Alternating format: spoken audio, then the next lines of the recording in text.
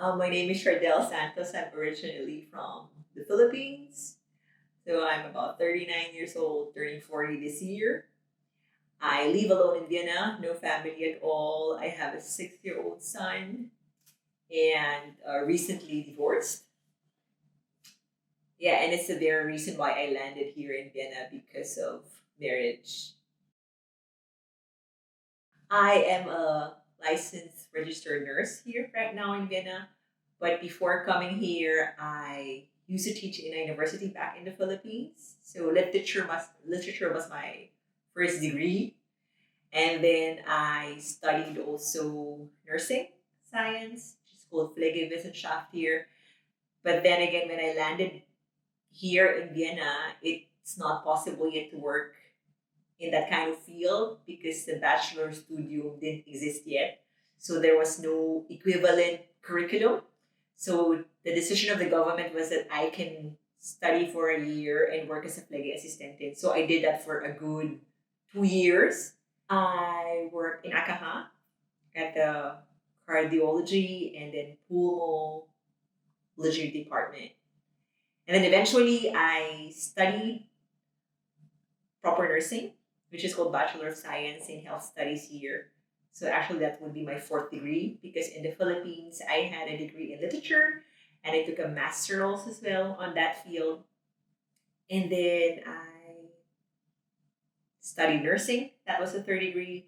And in the fourth degree will be the health studies degree here in Vienna. What still connects me to the Philippines? Of course, my family.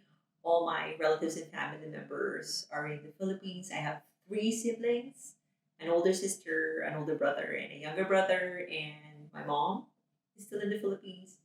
So my dad passed away when I was 3 years old. So this is the connection that I have now. I'm alone with my son here in Vienna.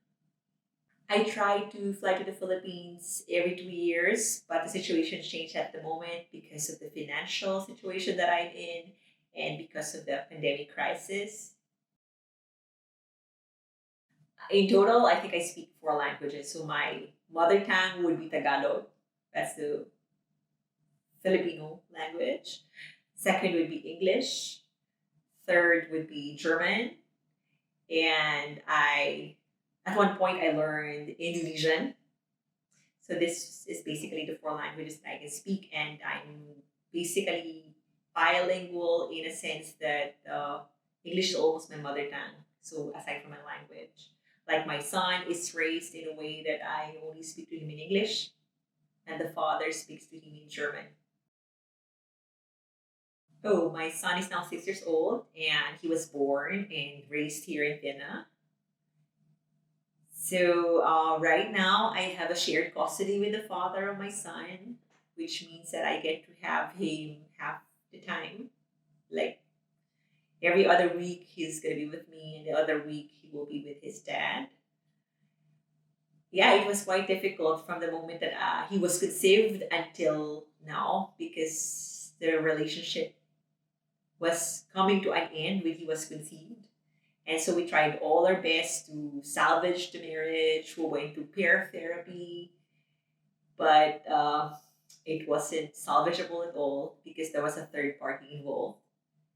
And so my ex husband chose to continue the affair and have a proper relationship with this other woman. And I just let go. And it took me about 5 years to actually accept the situation. And the divorce was just finalized on the fifth year of my son when my son turned 5. That was the time that the divorce was finalized and the time that actually I had to move on and accept the fact that I'm going to be raising my son alone.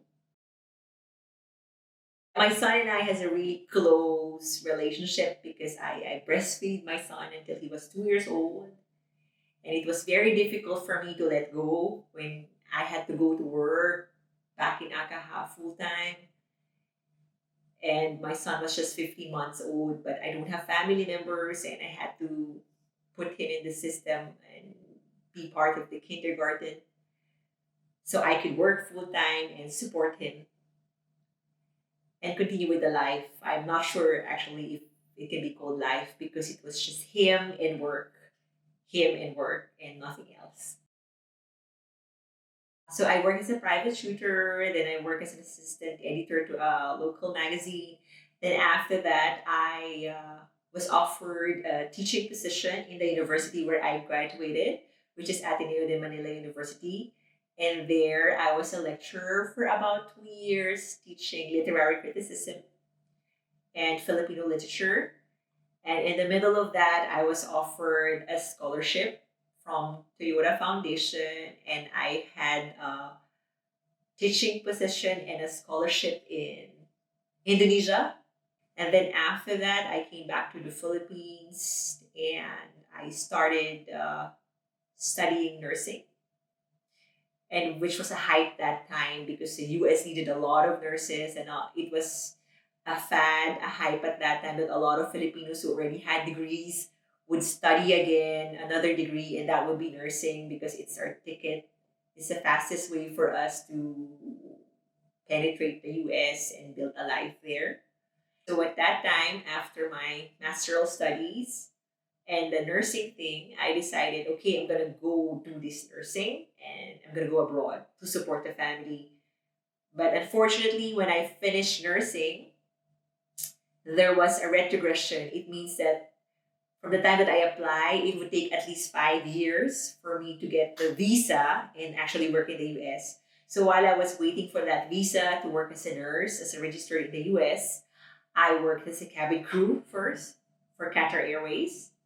And this was really good paying job. I was able to help the family a lot, my siblings, like, sending money for them to build up a small business on their own, like my older sister.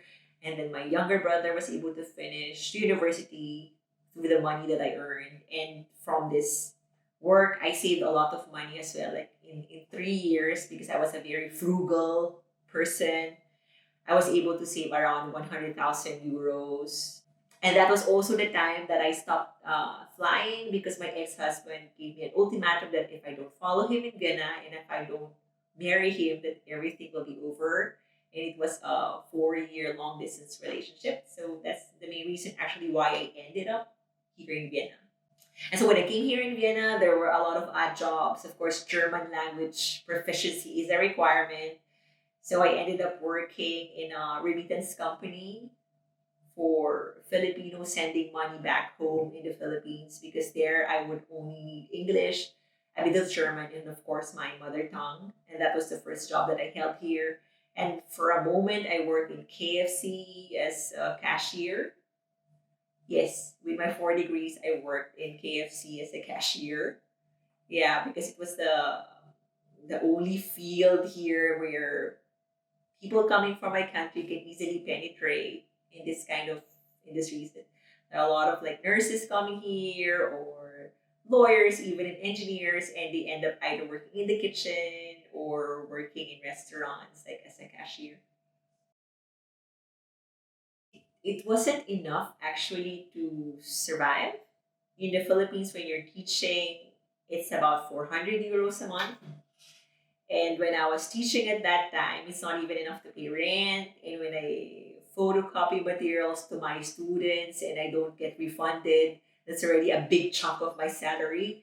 It's not actually easy to survive when you're in the academic field in the Philippines. It will take time until you have your proper titles and you can publish and you become famous and you get well paid. I grew up in a very poor family. My siblings and I were orphaned when I was about 4 years old. My father was a captain of a cargo ship and it sank sometime in 1986. I mean, the vessel wasn't found and the bodies wasn't found. Yeah, and so my mom was left with 4 kids to raise, and she was a housekeeper. She was an accountant, but never practiced it because she had to raise 4 kids. And so it was a difficult life for just trying to make both ends meet by borrowing money from friends, from relatives. And that's how we got through. It's like the family support network, the relatives, the siblings of my mom helped a lot, especially my grandmother and grandfather took care of the four of us while my mom was doing different odd jobs. That would be different before the Borman Corp thing happened and now. I mean, before I grew up in poverty, everything is always like about trying to make both ends meet. And my mom was in debt, and it was like survival mode all the time. And so money played a big role that I promised myself I will never have a credit card. I will never owe money. Because there were times when I was a kid that, the people that my mom owed money to would knock at our doors and look for my mom. Where is your mom? She owed me money. And I was forced to lie. My mother would tell me to hide her, to tell her she's someplace else. And to me, this is very morally problematic as a child. Like, my mom is teaching me to lie because there are people collecting the money she owed them.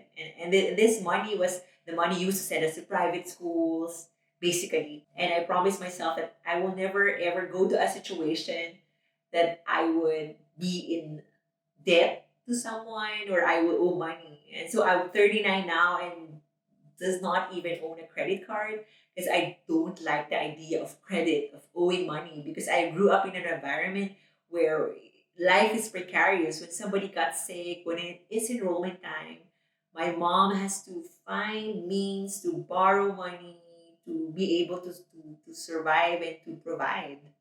When I was 21, I already earned my first 20,000 euros. It's about 1 million pesos. And in my country, it's not normal for a person like me at the age of 20 having that amount. It means that I work like mad to earn that kind of amount. I didn't have, I was not able to live like a teenager or live a university life, like people partying and doing stuff and just enjoying independence. No, I was either studying or working. I earn more than others considering my age. Plus, I spend way, way less beyond my means. Like, I can tell you that maybe my clothes at that time would be 10 years old, but it would be the same clothes that I'm going to be wearing. I mean, you will never find me buying something new unless it's like 70%, 80% discount with a red tag on it. I was very, very frugal and stingy to the point that it became like it's not normal anymore. And so I said, like, okay, when I'm a millionaire, my first million, I will be happy, but it's never enough. It's never enough. When I had my first million and I thought of like, how can I expand this amount? What should I do? And so I thought like, okay, I need to apply for scholarships abroad. And then from the money I received from the scholarship, I tried to live frugally in Indonesia and save this amount of money. And then I was very lucky at that time. I met somebody from the bank who knew me since college that I was depositing every single amount that I was earning from tutorials. And this is not big amount. And this person has seen me started my bank account from 50 euros growing to 20,000 euros. And this person offered like, okay, do you want us to manage your money for you? So I started dealing with what do you call this, different means to grow that money. And that means stocks, options, FXTNs. So I had a bit of background with these things. And so I had an idea that, okay, there are means where you can put your money in a pot and it can get some interest or profit at one point. Yeah, so that's actually where the investment background came at that time. So money played a big role in me. I made it a point that I earn money and that the money worked for me at one point. It's my means of security. When I feel sad, when I feel so lonely and oppressed in Vienna or wherever I am, I just look into my bank account. It is my measure of success. The money in my account was my security blanket in my measure of success. But actually, this wasn't success because I deprived myself of social life. I deprive myself of having a good life, actually. I deprive myself of actually living. I thought like when I have this certain amount of money, I'm gonna try to live a life of luxury or a bit of luxury. But no, I can't.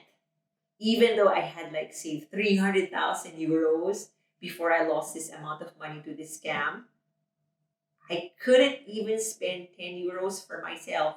From 2011 to 2019, I had saved around 160,000 euros from scratch.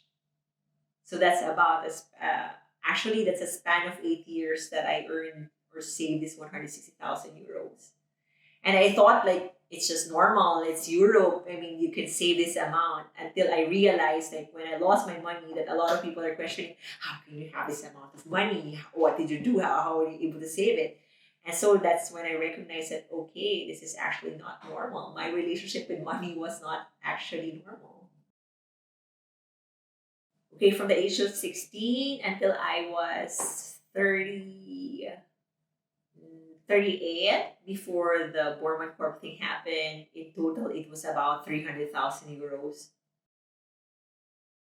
I thought like when I first came here, I thought like, okay, I'm gonna buy a flat. But every time I reached that amount, the goal that I needed for a flat, the prices rose and I couldn't catch up. It was never enough. And so this was actually the reason why I dealt with Borman Corp, because there was a person, a Filipino, who was selling their house for 330,000 euros. And I said like, oh my gosh, it's just 30,000 euros more and I'll be able to acquire this property. And it's a family house. It's relatively new. And it was being sold to me personally by this person. So I realized that what I'm missing is just 30,000 euros. And I thought, that, okay, what's the quickest possibility for me to earn this amount that I can finally put an offer on the property? Okay, it was like, I remember I was in the bathroom at that time, in the bathtub, miserable, with a pillow actually in the bathtub, searching through my phone. I was in a burnout situation. I was heartbroken at the same time. The decision on my divorce finally came down. My my ex husband at that time, was giving me a hard time, trying not to pay the alimony of my son. And there was a lot of pressure going on, and I just realized, like, especially in school, there was so much pressure. I was studying full time and I was doing practicum and at the same time raising my boy alone. I was on a brink of a burnout and I finally reached a burnout. And I was there. I found myself in a dark room, in a bathtub, scrolling Facebook for the first time again after not scrolling it for 5 years because I was so ashamed of my situation. You could never find me in the social network scene. I was so ashamed that my marriage failed and I'm a single mother. And I was so ashamed of my situation and I really punished myself from that. And suddenly on this day, I found myself activating my account and scrolling through the stories of my batchmates, of my family, and all. And I came through one commercial that I accidentally clicked. And it was about how to grow your money. It's like an autopilot, like somebody will be managing your money for you. And unfortunately, this advertisement was the mother of all scams, actually. And when I clicked it, all my information somehow was sent to that link, and people started calling me internationally, claiming that they're from the UK. And they were bugging me like, oh my gosh, they really very insistent in calling me all throughout the day and trying to convince me to try their product. They have access to my computer, they have access to everything. Somehow they found out that I'm a single mother, and somehow they sent an agent, an account manager who's supposed to be assigned to me, and she mimicked all my situation. She was a single mother, she was a battered wife, she was struggling in the court as well for the custody of the kids, and everything is like a mimicry of whatever I am. She was also that person. And suddenly I felt like finally there was a person who understands my situation in the same situation as I am. That's why I'm not alone anymore. Suddenly I felt the need to trust this person because she knows best because we're in the same exact situation. And I didn't know that they got all this information because they had access to my phone, to my computer, to the pictures in there, to the journals I have in there, to everything I have in my computer. I never had friends. I never had a time to meet friends because for me, meeting friends means like I had to pay for coffee and I could just do part-time jobs instead of like wasting my time meeting people. And when I meet people, I have to spend for restaurant food. I have to spend for coffee. I was very, very stingy. I was so frugal that I tried to eliminate everything that would cost me expenses. I was even in that bathroom tub because that was the only spot in the flat where I could get internet connection for free from my neighbor. I have 300,000 in my account, but would not even dare to pay 15 euros for internet. And it just took like one last blow for me to finally reach that burnout situation that I totally had a lapse of judgment. I mean, these people use emotional appeal, and at that time, this is exactly what I need. I needed emotional connection. I needed somebody to give me a tap on the back and give me support. And at the same time, I was frustrated. I want to leave that very small flat that we're renting, and I had a very problematic landlord at that time. So it's like multiple crises going on together. And it seemed like at that time, seemingly, this sort of people who contacted me that I needed the most. Somebody who would manage my money for me, somebody who could give me quick profits that I could finally move to a proper flat. Because I've been like in the last 5 years that I was raising my son, every almost year, 2 years, I had to move to a different flat. And to me, this is a crisis, moving from one flat to another. The name of the company was Borman Corp. And actually, I didn't know that they were operating under a different name as well, which is also banned here in Austria to operate in the financial market. But the thing is, like, it wasn't registered as Borman Corp, but as in a different name. 250 euros at first. And then they showed me, like, okay, this 250 euros can earn more. And then somehow they got access to my computer. I told you they installed something, a spyware or malware there, because they knew exactly how much I have. They knew that I have several hundred thousands in my account somehow because they really pushed me to invest and they know the money that I have because all throughout the process, they're really trying to drain me until the last cent that I invested. And they're telling me that, okay, there's this Bitcoin thing and it needs this particular amount and where there's a particular deadline that we have to get this if you want to get your 40%. And in 6 months, if we put this money, this amount of money, it can double in 6 months and you can buy the flat that you want. And she even said to me, like, oh, I did the research about the market there in Vienna, that this is the amount you need to buy the dream flat that you want.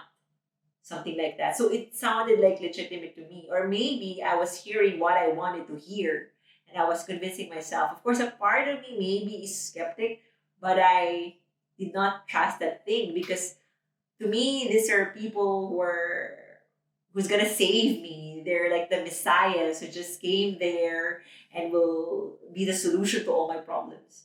They're showing me that okay, this is the amount. Like oh my gosh, it's really growing and it can really have a profit that big to the point that I throw in three sets of 50,000 euros. That's a total of 150,000 euros.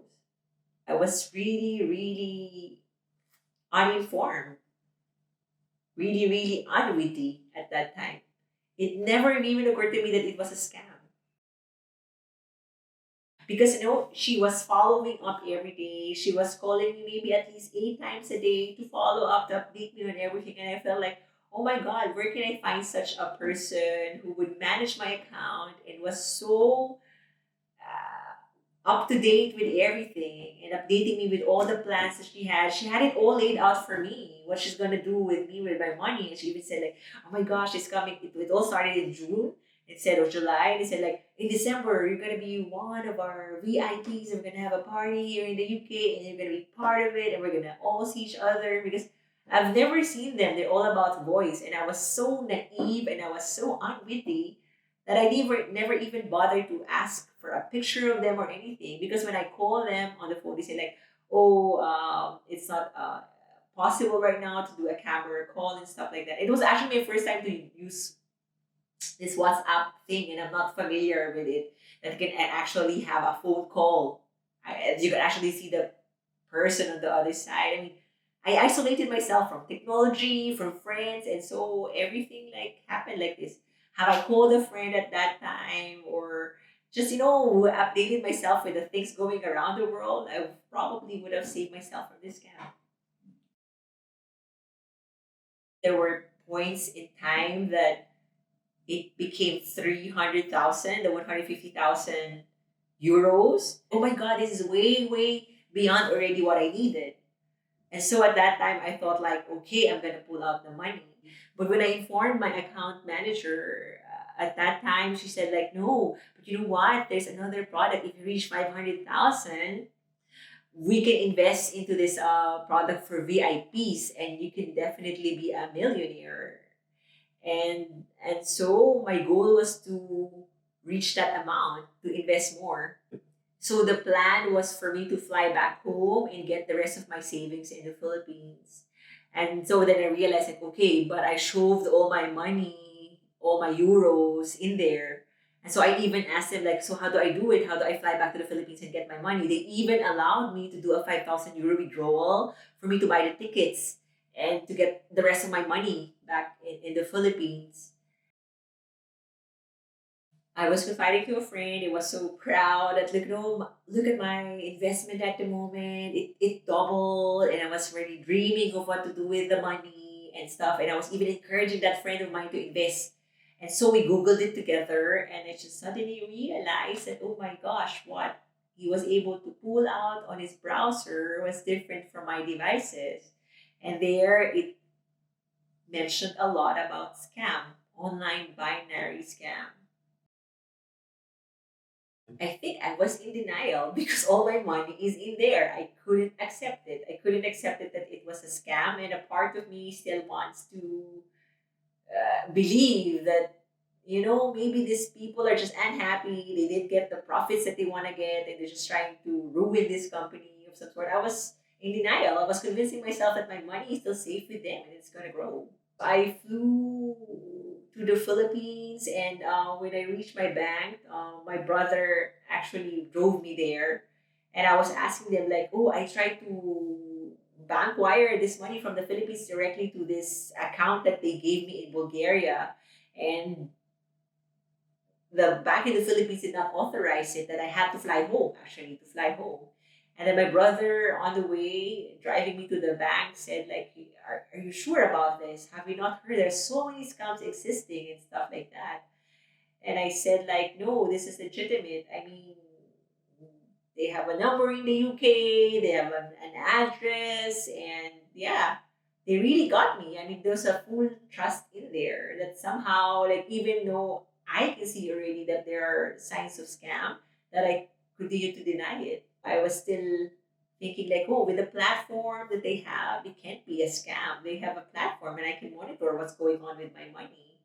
And they keep on updating me and they keep on calling me and stuff. And there's an actual bank account where I can transfer the money. So in my head, it was a legitimate thing. And then when we came to the bank account manager, the bank manager actually tried to talk sense into me that you might, want to hold on to your money. And is there anything we can offer you that you keep your money here and stuff? And so that time was actually a blessing in disguise because it made me, think about more like, should I really shove all my money in there or not? And so I kept the money in the same bank. We got home, my brother talked sense to me, and I tried to call and confront Mormon Corp, and that's all where the horror happened.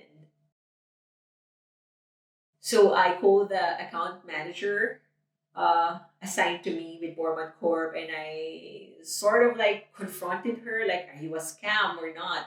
And I told them that I did not transfer the money, and they were so upset with me. Suddenly, from a very sweet account manager, she became a different person. She was like yelling at me and cursing me and calling me crazy for not doing the bank transaction. She was having a British accent, and suddenly it shifted to a Nigerian accent of some sort, where she was very upset with me. And then when she lashed out on me, she was panicking, and she said that, okay, let me talk to my secretary. On the background, she was very nervous. And actually, then I realized, like, oh my God, this could be a call center. She was telling somebody to act like the secretary to pacify me. And so then I realized that, oh my God, this is really a scam. She dropped the phone on me, and I could not reach her anymore.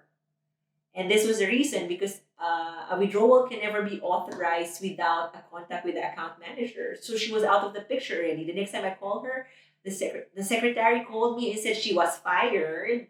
They made me even feel guilty. They said that she was fired because I did not do the transaction. I did not transfer the rest of my money. That I'm not dealing with her. And this meant that there's nobody to authorize the withdrawal of my account, of my money. Okay, I'm gonna withdraw my money right there and then, and the moment they realized it, that I placed a withdrawal, it just flashed before my very eyes. I was pumped with this marginal call. And suddenly, when I logged in, I just saw the stocks, the accounts where my money was invested plunging before my very eyes. I was taking screenshots of it actually in a span of 30 minutes. 300 plus thousand went to as low as 50,000. And they told me before, never do anything with your account. We're going to do the opening and the closing of the account, the buying and the selling. And so I didn't really know how to manipulate the account. I don't even know how to close it myself because he told me, don't do this thing. So I was in shock because it was just 50,000. It's like, okay, this is the only amount that I can salvage, and how can I withdraw it further? So I filed for a couple of like withdrawal requests, which was constantly denied. And this other person, a man, they claimed to be higher than the account manager, kept on calling me and kept on giving me like solutions, like, you know what, we can grow your money again to something where you started before if you give us an authorization to move your account again. Because I changed my password and everything, and they could not access the 50,000 euros either. And I was so scared that they're gonna invest it to something that I'm not aware of, and totally, so it will appear in the platform that is totally wiped out. My request for withdrawal was constantly denied. So I tried to find means on look for ways how can I retrieve my money. So I went online and typed in Borman Corp scam, and if there's somebody who can represent me, a lawyer or a firm.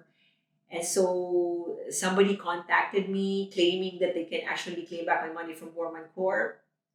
And actually, it turns out that this group is actually Borman Corp themselves and under a different name, and just wanting to find out what kind of issue do I have, what were my complaints, and what am I going to do about it. So I think this is their way of like scamming people more, like pretending to be helping them, but actually scamming them more because they're asking for 2,000 euros fee for them to process my claim. I mean, apparently, while I was in the airport in the Philippines, I saw some national police agents called the NPI roaming around the area. So I was able to like quickly ask for advice. Like, I was a victim of this scam thing, and what can I do? Shall I file it here in the Philippines or wait until I reach Austria? And so they just told me like if it happened in the Philippines, then they could have helped me, and they could have contacted the FBI in the US cracking down on these scams. But unfortunately, it all happened in Austria, so it's not in their jurisdiction to be able to help me.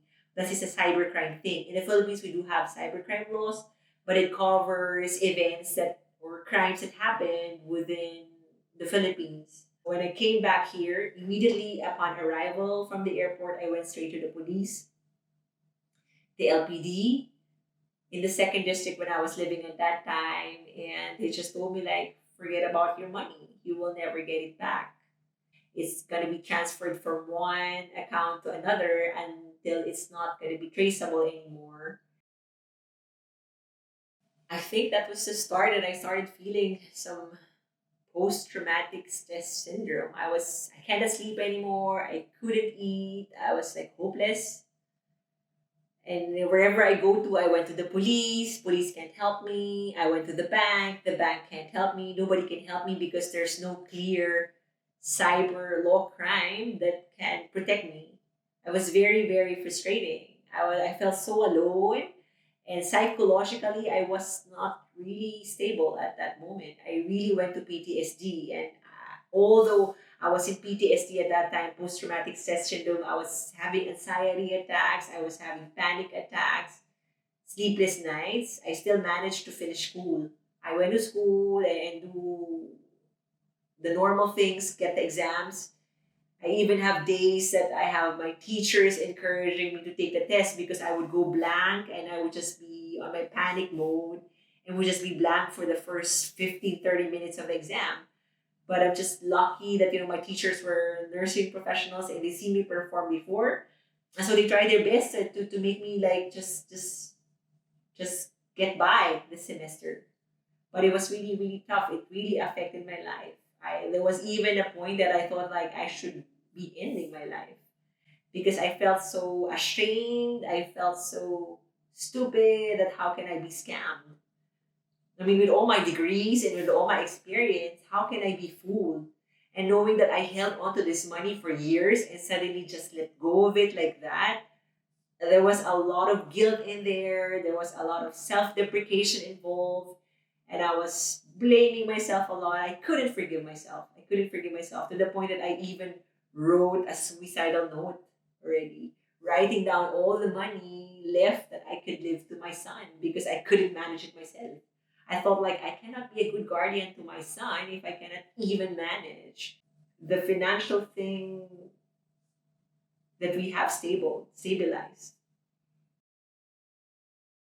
Changed my life a lot because for a good 6 months to a year, I had PTSD.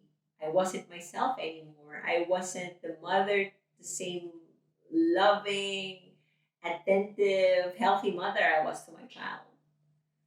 I was rank one in school before everything happened, and I slipped down the rankings. It really affected my life. I felt like I cannot make even simple decisions. I felt so poor because I was stripped out of the security blanket that I have, which was my savings. And I felt so alone. But I told myself like, okay, I cannot be feeling like a victim all the time. I have to do something with the situation and empower myself somehow. But everybody around me actually shot me down and just told me, the lawyer that I consulted even told me like, yeah, forget about the money. And people who can actually help me do a film about it, documentary, told me like, yeah, forget about it. It can be like an organized crime. It can run after you and you're risking your life. And even the police told me that, there's no way to retrieve your money unless you can give us a proper person to run after too. And these are just voices and probably not even the real names.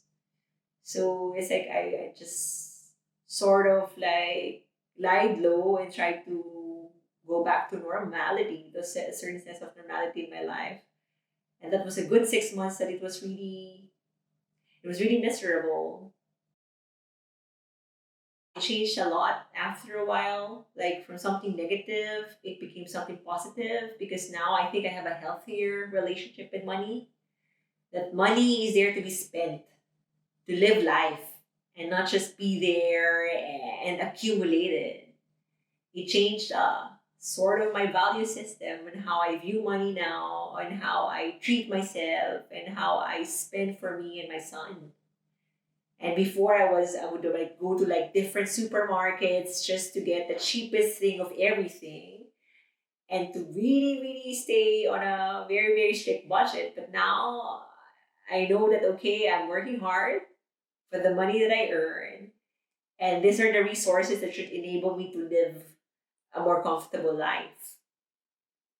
And so I think for the first time, I even like had a vacation in Austria, which I would never actually do. I mean, I would go to a vacation in the Philippines, but to do some formal things, but not really to enjoy life.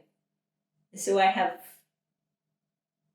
better valuation of what the importance of my money and in my life, that it is something that needs to be sustaining me in a way, but it cannot be something that I can use to be my security blanket because it doesn't give me any form of security anyhow.